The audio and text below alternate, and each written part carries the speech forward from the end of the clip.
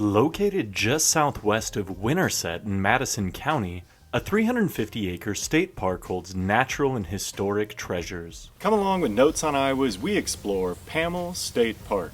Home to Iowa's only auto tunnel, named for the father of Iowa conservation Lewis Pammel and representative of the overarching history of public lands in Iowa, Pammel State Park's history stretches back into the geologic past. A 140-foot tall ridge known as the Devil's Backbone and comprised of Bethany Falls member Swope Formation Pennsylvania period limestone dominates the park, and prior to a 1930 renaming, locals referred to the area as the Devil's Backbone. During Iowa's earliest American settlement, local man John Harmon and his son started digging a mill race tunnel through the Devil's Backbone at the narrowest point in 1856. The tunnel took 3 years to construct and helped in the operation of the flour and sawmill until 1904. As the Iowa Conservation Commission started identifying potential parklands throughout the state, the scenic area southwest of Winterset stood out. The picturesque parcel along the Middle River came under state control through a purchase taking place over 1923 and 1924. Development followed as prisoners arrived and worked to enlarge the tunnel,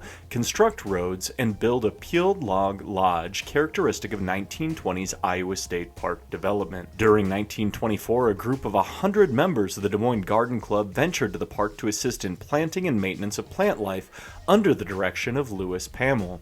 Workers also constructed the iconic Middle River Ford within the park's bounds during the early era of development. By early July of 1930, the park stood ready for the public and a dedication ceremony followed with an estimated 2,000 attendees. Upon dedication of the park and induction into the Iowa State Park system, officials changed the name to avoid confusion with Eastern Iowa's Backbone State Park, while honoring Iowa State botanist Lewis Pammel. In the story of Iowa State Parks, Lewis Pammel stands out for his role in assessing lands and guiding the Iowa State Board of Conservation from its creation until 1927. Championed as, to quote, the most valuable single influence, end quote, on Iowa's conservation during his life at his 1931 funeral, the visionary Pammel towers in the history of Iowa State Parks. Although developed during the 1920s, Pammel State Park also saw improvement with the arrival of 187 Civilian Conservation Corps workers during the 1930s. The group, composed entirely of World War I veterans, built the iconic stone entrance portals and constructed the backbone shelter of locally sourced limestone and timber. Throughout the mid-20th century, newspapers abound with accounts of idyllic picnics in the park, accounts of automobiles stalled on the ford, and joyous family reunions in the shelters. Over the years, the park grew to embody not just the legacy of its namesake, but also Lewis Pammel's vision for conservation in the state of Iowa. In 1958, significant flooding severely damaged the tunnel in the park, and the state allotted $25,000 in emergency funds to make repairs.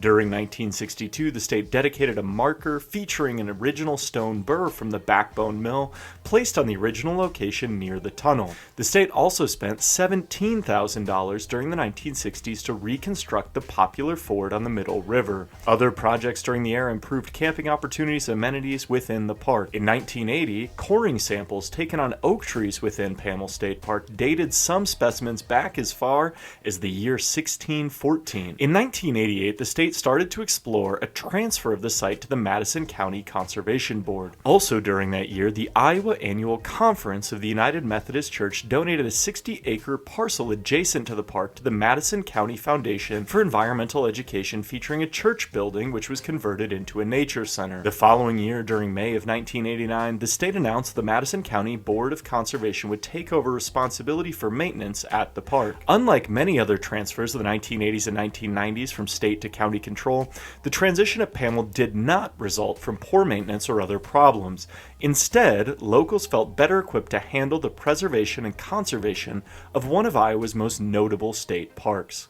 Today, Pammel State Park offers visitors a variety of opportunities to enjoy the outdoors in Madison County. Nearly 5 miles of trails wind through the park, and a new conservation center pairs with the former Chapel Nature Center to offer educational opportunities. Catfishing proves popular with anglers in the deep pool below the ford, and traditional, yurt, and cabin camping offer a variety of options for visitors hoping to spend the night. Next time you find yourself looking to get out and enjoy Iowa's public lands, consider a stop at Pammel State Park.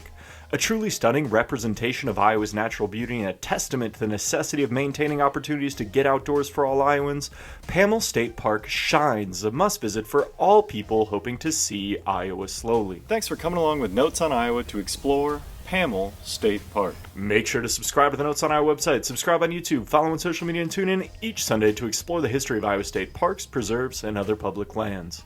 I hope I'll see you out there. There's a lot of good history about Iowa a lot of people don't even know about.